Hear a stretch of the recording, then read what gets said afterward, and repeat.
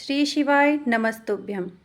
मेरी प्यारी बहनों, और मैं सबको बताना चाहती हूँ कि सावन का पावन महीना आ रहा है, तो हम कैसे घर में ही थोड़ी सी मिट्टी के साथ में पार्थिव शिवलिंग का निर्माण कर सकते हैं। अगर घर में कोई गमला नहीं है, कुछ नहीं है, तो परेशान होने की ज़रूरत नहीं है।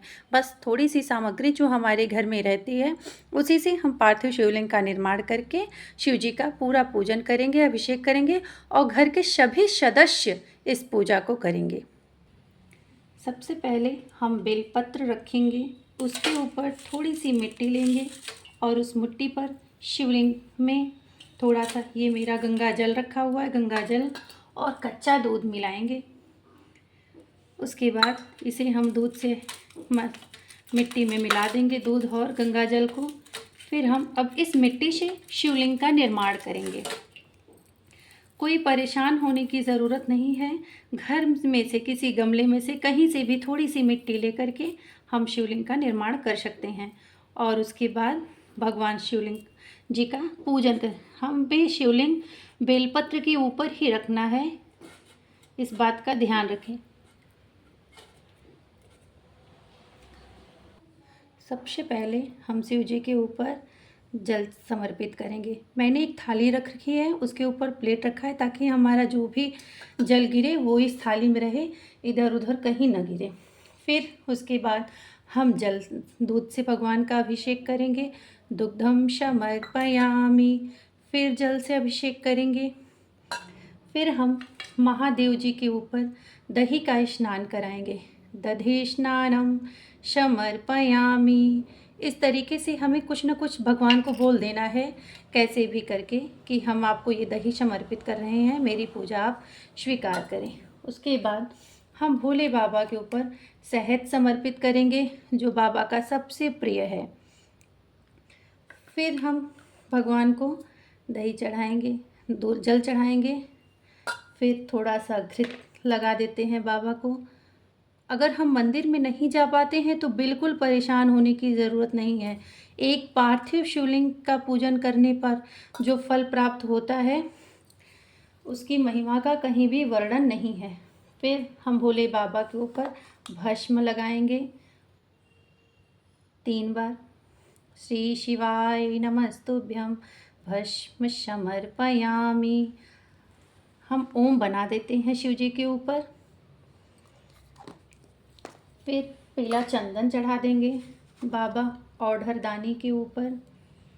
श्री शिवाय नमस्तुभ्यं, श्री शिवाय नमस्तुभ्यं। हमने बेलपत्र ले रखा है।